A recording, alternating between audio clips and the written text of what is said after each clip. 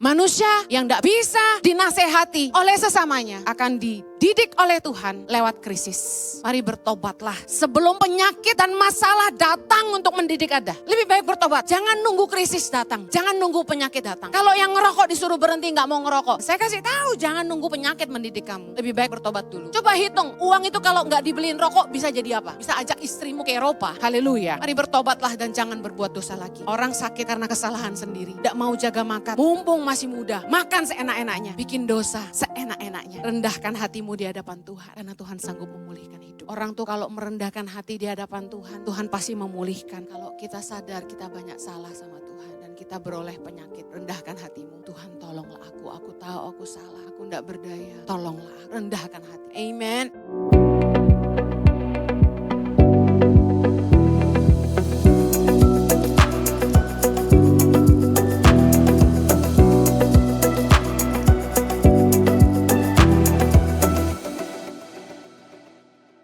Berapa banyak saudara yang percaya bahwa Yesus mau Anda sembuh? Katakan amen. Waktu kita datang sama Tuhan, kita harus percaya bahwa Tuhan mau kita sembuh. Katakan sama-sama, aku percaya Tuhan mau saya sembuh. Markus 1 ayat 40. Kisah tentang Yesus menyembuhkan seorang yang sakit kusta. Kita baca sama-sama ayat 40 sampai 42. 3, 2, 1. Seorang yang sakit kusta datang kepada Yesus dan sambil berlutut di hadapannya, ia memohon bantuannya katanya, kalau engkau mau, engkau dapat mentahirkan aku. Ayat 41. Maka tergeraklah hatinya oleh belas kasihan.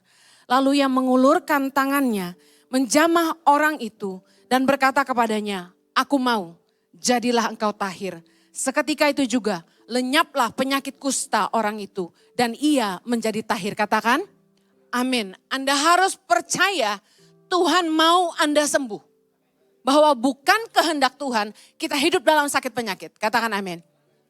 Banyak misteri Allah yang tidak bisa disingkapkan oleh manusia, yang tidak bisa diselami oleh akal budi manusia, tidak dapat dijelaskan sekalipun oleh para ahli medis. Saya percaya banyak penyakit yang dokter bisa sampai kepada titik berkata kepada kita, jujur kami juga tidak tahu apa penyebabnya. Banyak misteri Allah yang membuat orang menjadi kecewa dan berkata, kok Tuhan gak tolong saya? Tapi saya percaya kita sebagai manusia harus mempercayai kedaulatan Allah dalam hidup kita.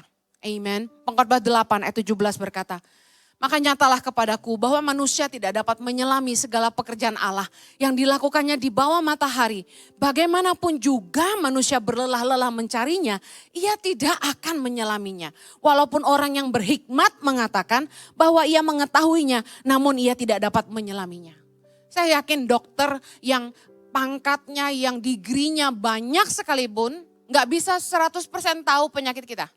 Mari belajar dari firman Tuhan. Kenapa sih Tuhan izinin sakit penyakit?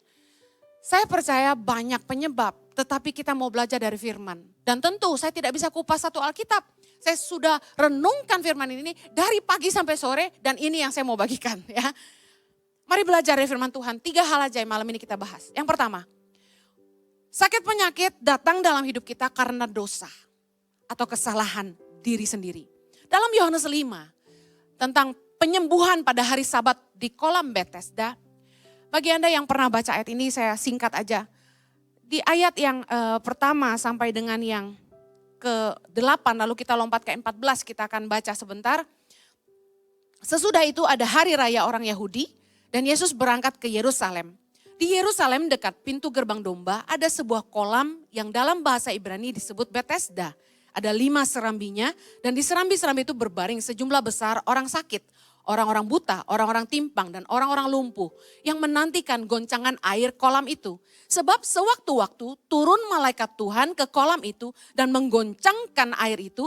Barang siapa yang terdahulu masuk ke dalamnya sesudah goncangan air itu menjadi sembuh apapun juga penyakitnya. Waduh itu kalau ada di Indonesia mungkin rumah sakit gak laku ya. Ayat kelima, di situ ada seorang yang sudah 38 tahun lamanya sakit. Lama sekali ya.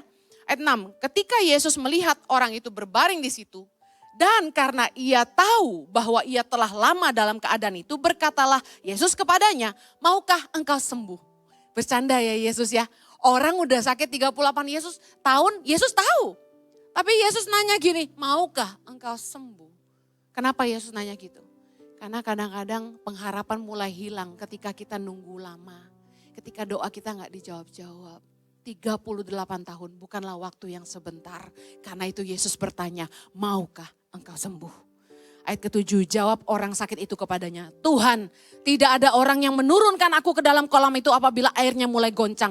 Dan sementara aku menuju ke kolam itu, orang lain sudah turun mendahului aku. Ayat 8, kata Yesus kepadanya, bangunlah, angkatlah tilammu dan berjalanlah. Ayat 14, saya lompat. Kemudian Yesus bertemu dengan dia dalam bait Allah, lalu berkata kepadanya, engkau telah sembuh, jangan berbuat dosa lagi, supaya padamu jangan terjadi yang lebih buruk. Dari kisah ini kita bisa lihat betapa lonely-nya orang ini. Dikatakan selama 38 tahun itu tiap kali dia mau masuk ke kolam yang tergoncang airnya, tidak ada yang bantu dia. Jadi dia selalu kedahuluan orang lain.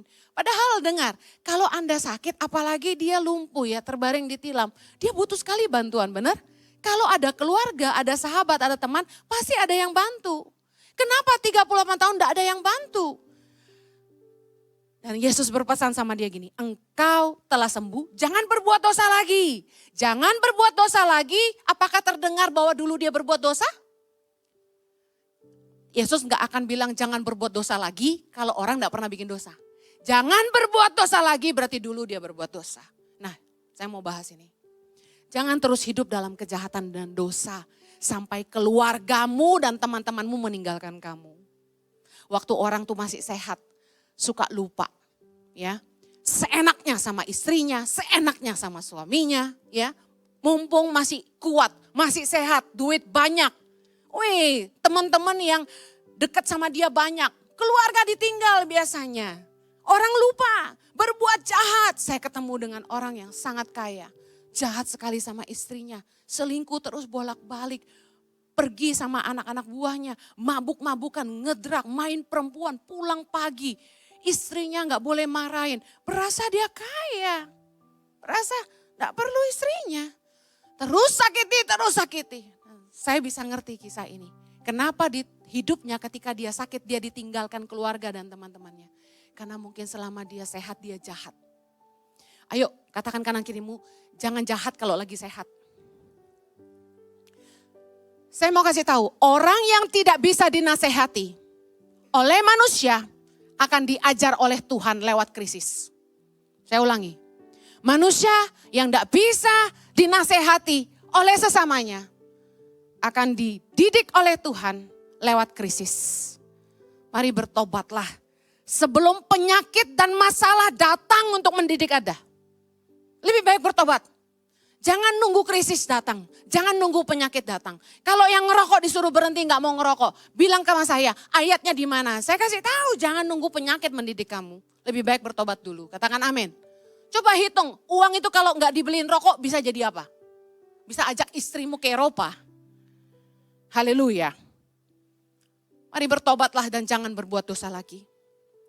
Orang sakit karena kesalahan sendiri, nggak mau jaga makan. Mumpung masih muda, makan seenak-enaknya. Bikin dosa seenak-enaknya. Rendahkan hatimu di hadapan Tuhan. Karena Tuhan sanggup memulihkan hidupmu. Katakan amin. Orang tuh kalau merendahkan hati di hadapan Tuhan, Tuhan pasti memulihkan. Dalam Matius 15 ketika perempuan Kanaan yang notabene bukan orang Yahudi datang sama Yesus minta supaya anaknya disembuhkan. Yesus itu ngomong sesuatu yang menurut saya kok kejam ya. Tahu saudara, Yesus ngomong apa? Perempuan ini teriak-teriak, kasihanilah aku ya Tuhan anak Daud, karena anakku perempuan kerasukan setan dan sangat menderita. Tapi Yesus sama sekali tidak menjawabnya. Wah, Yesus cuekin dia. Lalu muridnya berdatang dan meminta kepadanya, suruhlah dia pergi, yang mengikuti kita dengan berteriak-teriak. Saking frustasinya dia teriak-teriak. Jawab Yesus, aku diutus hanya kepada domba-domba yang hilang dari umat Israel. Ayat 25, perempuan itu mendekat dan menyembah ia sambil berkata, Tuhan tolonglah aku. Nih Anda ya kalau doa, lihat attitude perempuan ini. Merendahkan diri di hadapan Tuhan. Nyembah sambil bilang, Tuhan tolonglah aku. Lihat, Yesus jawabnya gini, tidak patut mengambil roti yang disediakan bagi anak-anak dan melemparkannya kepada anjing. Wow. Itu kalau sampai saya ngomong gitu langsung viral pasti. Langsung dicerca, langsung dimaki, bener gak? Jemaat bubar, bener gak? Bu Heni doakan saya, tidak layak memberikan roti yang buat anak-anak dan melemparkannya kepada anjing. My God, saya baru khotbah marah-marah aja orang udah marah. Lihat, perempuan ini begini rendah hati. Dia bilang gini, benar Tuhan. Namun anjing itu makan remah-remah yang jatuh dari meja tuannya. Udahlah kalau sama Tuhan itu. Kok Tuhan hukum saya sedahsyat ini. Nggak usah ngamuk, nggak usah marah. Jangan seolah-olah dia yang utang sama kita. Kalau kita sadar kita banyak salah sama Tuhan dan kita beroleh penyakit. Rendahkan hatimu. Tuhan tolonglah aku tahu aku salah. Aku enggak berdaya, tolonglah aku. Rendahkan hatimu. Amen. Saya percaya 2 Tawarikh 7:14 bilang, dan umatku yang atasnya namaku disebut merendahkan diri, berdoa dan mencari wajahku, lalu berbalik dari jalan-jalannya yang jahat, maka aku akan mendengar dari sorga dan mengampuni dosa mereka, serta memulihkan negeri mereka. Katakan amin. Yang kedua, kenapa Tuhan mengizinkan sakit penyakit? Yang kedua, supaya kita belajar percaya. Tuhan mengizinkan masalah, sakit penyakit datang dalam hidup kita. Supaya kita dan keluarga kita tuh belajar percaya. Pelajaran iman. Anda tahu dalam kisah Lazarus dibangkitkan? Waktu Yesus dikasih tahu bahwa Lazarus itu sakit. Lalu kemudian dia dikasih tahu Lazarus sakit tuh, Yesus itu bukannya langsung pergi untuk mendoakan Lazarus gitu. Kan biasanya Yesus kan kalau pegang orang aja udah langsung sembuh. Dia bisa lakukan itu. Tapi Yesus luar biasa. Di kisah ini, Yesus jawab gini di ayat 4. Yohanes 11 ayat 4 bilang gini. Penyakit itu tidak akan membawa kematian, tetapi akan menyatakan kemuliaan Allah. Sebab oleh penyakit itu anak Allah akan dimuliakan. Dengar baik. Habis Yesus ngomong gini, apa yang terjadi sama Lazarus? Lazarus mati. Menarik ya kalau Yesus Tuhan tuh mau ngajar kita. Dia tahu Lazarus sakit, dia gak buru-buru pergi doain, dia malah bilang gini. Penyakit itu tidak akan membawa kematian, tapi akan menyatakan kemuliaan Allah. Sebab oleh penyakit itu anak Allah akan dimuliakan. Ayat ke-6. Namun setelah didengarnya bahwa Lazarus sakit, ia sengaja tinggal 2 hari lagi di tempat di mana ia berada. Ya ampun. Kadang-kadang waktu kita punya masalah, kita sakit, seolah-olah kayak Tuhan sengaja gitu loh, gak langsung sembuhin kita. Jadi kalau Ibu Heni tumpangin tangan gak langsung sembuh, jangan marah sama saya. Jangan bilang Bu Heninya yang gak powerful. Memang sayanya gak powerful, Yesusnya yang powerful, amin. Tapi dengar, jawaban doa itu ada waktunya. Yesus tidak langsung jawab karena ada tujuannya. Sengaja dia tinggal 2 hari lagi. Lalu apa yang terjadi? Lazarus mati. Loh kok tidak sama kayak yang dia ngomong. Penyakit ini tidak akan mendatangkan kematian. Lah Lazarus mati. Ayat 14. Karena itu Yesus berkata dengan terus terang. Lazarus sudah mati. Loh dia tahu lagi Lazarus mati. Ayat 15. Tetapi syukurlah aku tidak hadir pada waktu itu, sebab demikian lebih baik bagimu supaya kamu dapat belajar percaya. Marilah kita pergi sekarang kepadanya. Luar biasa, dia bilang tidak akan mati, lalu mati. Dan dia tahu Lazarus mati, dia sengaja tinggal 2 hari. Dan setelah mati baru dia bilang marilah kita pergi. Yesus bilang gini, syukurlah aku tidak hadir. Loh seolah-olah, loh kok malah disyukuri? Orang kalau mati, kita bilang apa? Saya turut berduka cita sedalam-dalamnya. Loh ini Yesus malah bilang, syukurlah aku tidak hadir. Tapi tujuannya apa? Supaya kamu belajar percaya. Dan kita lihat pada akhirnya Lazarus dibangkitkan Tuhan Yesus. Dan Tuhan bekerja dalam hidup keluarganya dan murid-muridnya untuk kasih lihat kekuatan yang lebih besar dari sebelumnya yang pernah dia perlihatkan.